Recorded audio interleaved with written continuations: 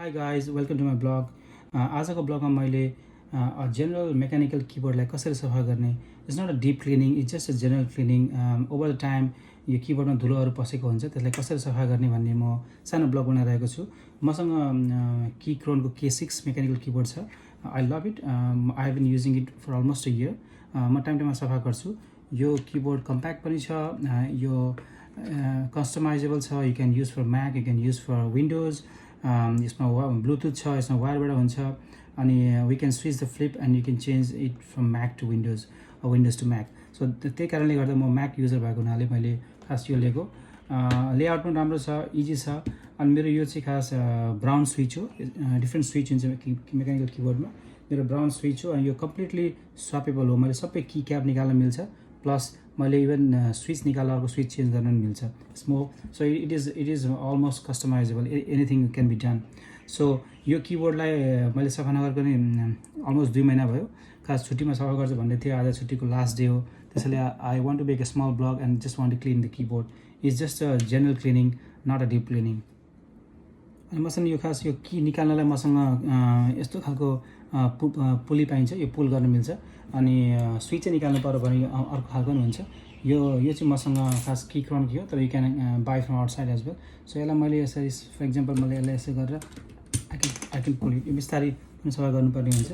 I can pull it one by one. र म clean गर्नलाई खास एकदम बेसिक क्लिनिङमा के गर्छु भन्दा म सबै की क्याप निकाल्छु. की क्याप निकालेर की क्यापलाई मसँग भाँडा चाहिँ तातो पानी हालेर त्यो सोप हालेर यसमा छोडिदिन्छु.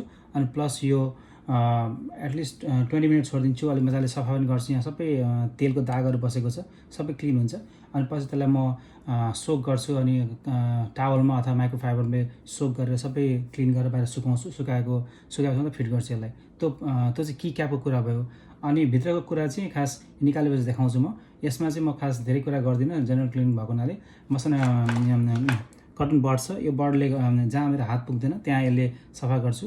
अनि प्लस हुँदा त भ्याक्युम, स्मल भ्याक्युम लाउँदा पनि हुन्छ अथवा अल्कोहोलिक तरिकाले क्लिन गर्दा पनि हुन्छ. तर म त्यसो गर्दिनँ. म जेनरल क्लिन भनेको धुलो सबै हटाउँछु. अनि हातले भ्याएन अनि यो कटन बड लाएर पानी लाएर थोरै हल्का पुस्छु. अनि त्यसलाई सुक्छु. अनि त्यो गर्छु. प्लस अनि यो की क्याप आधा घन्टापछि की क्याप क्लिन हुन्छ, सफा गरिसकेको हुन्छ. अनि त्यसलाई सुकाएपछि फेरि फिट गर्छु. Let's start it.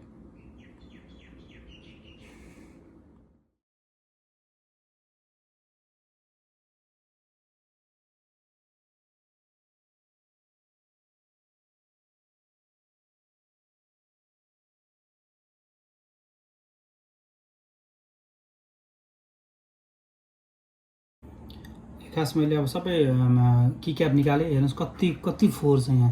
यो खास मेरो 2 महिना धेरै फोहोर भएछ. पुरै फोहोर छ. यो फोहोरलाई पहिला म गरेर उयो गर्छु. त्यसपछि गर्ने माइक्रोफाइबरले पुस्ने अलिअलि. अनि पुसिसकेपछि अन्त कटन बडले पनि उयो गर्छु. कटन बडले नै सबै जहाँ हात पुग्दैन त्यहाँ कटन बड लाएर गर्छु. अनि गरिसकेपछि खास मैले सबै निकालिसकेको छु. यो मेरो यसमा तातो पानी हाल्छु. प्लस थोरै सोप हाल्छु. अनि सोप हालेर मजाले यसलाई सफा गर्छु, मजाले पुस्छु. अनि यसलाई सुकाउँछु. त्यसपछि सबै प्रत्येकलाई पुस्दै यसलाई ड्राई गर्छु. तर त्यही टाइममा अहिले म फर्स्टमा यो सबै क्लिन गर्छु.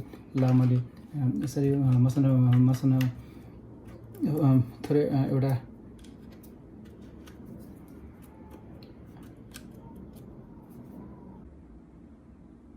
म यसलाई सबै धुलो सफा गर्छु.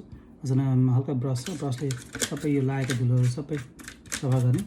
अनि सफा गरिसकेपछि मात्रै यो अनि त्यसलाई हल्का कपडाले पुस्छु पनि म.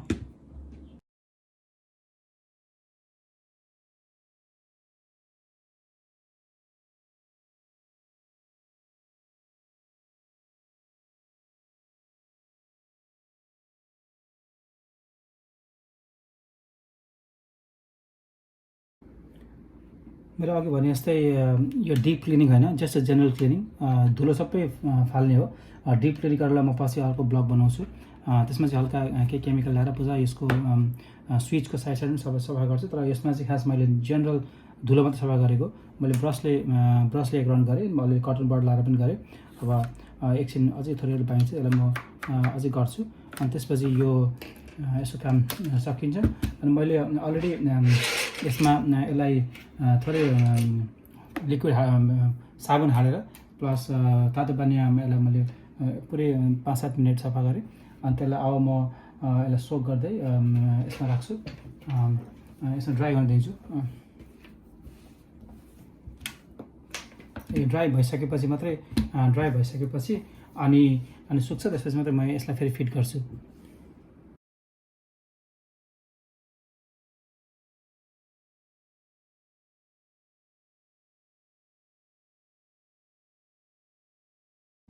यो अब मेरो यो बेस सबै क्लिन भइसकेको छ, प्लस की क्यापहरू पनि मैले क्लिन गरेर सोक गरेर यसलाई ड्राई गरिसकेँ।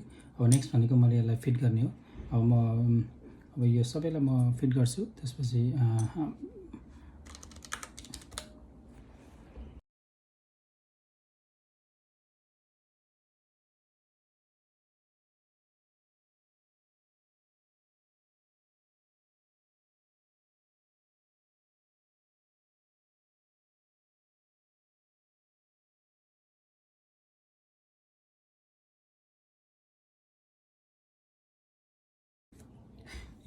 कीबोर्ड पुरा क्लिन भइसकेको छ।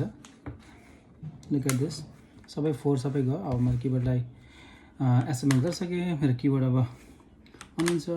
इट अल्सो हेज लाइटले उयो गर्न सकिन्छ। अब कीबोर्डलाई म चार्जमा राख्छु। होपफुली चार्ज भइसकेपछि मेरो सब सेटअप मिल्यो होला। I should be able to type it straight away.